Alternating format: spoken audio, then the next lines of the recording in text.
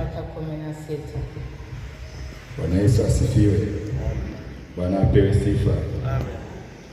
Somo linatoka katika kitabu cha Matendo ya Mitume, mlango ni ule wa 22 mstari wa 6 hadi ule wa 16.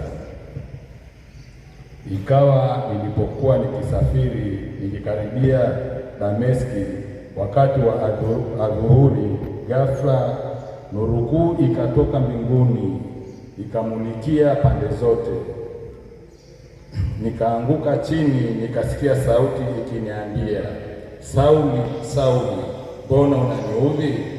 Nikajibu, wewe u nani Bwana? Akaniambia, mimi ni Yesu Nazareti, ambaye wewe unaniudhi. Na wale waliokuwa pamoja nami waliona ile nuru, lakini hawakusikia ile sauti ya yule aliyesema nami. Nikasema, nifanye nini? Nifanye nini Bwana? Bwana akaniambia, simama, uingie Dameski, na huko utaambiwa habari za mambo yote yaliyoamriwa uyafanye. Na nilipokuwa sioni kwa sababu ya fahari ya nuru ile, nikaongozwa na mikono yao waliokuwa pamoja nami, nikaingia Dameski. Basi mtu mmoja, Anania, mtaua kwa kufuata sheria, aliyeshuhudiwa wema na Wayahudi wote waliokaa huko, akanijia akasimama karibu nami, akaniambia, ndugu yangu Sauli, uone.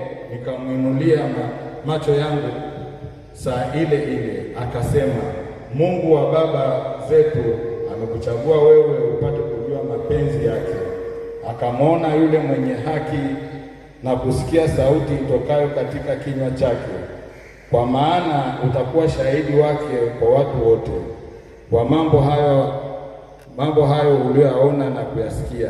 Mstari wa 16. Basi sasa unakawia nini? Simama, ubatizwe, ukaoshe dhambi zako, ukiliita jina lake. Hilo ndo neno la Bwana. Neno la pili katika kitabu cha Marko Takatifu, mlango wa 16 mstari wa 14. Baadaye akaonekanika na wale 11 walipokuwa wakila, akawakemea kwa kutokuamini kwao na ugumu wa mioyo yao, kwa kuwa hawakusadiki wale waliomwona alipofufuka katika wafu. Hilo ndio neno la Bwana. Tumshukuru Mungu.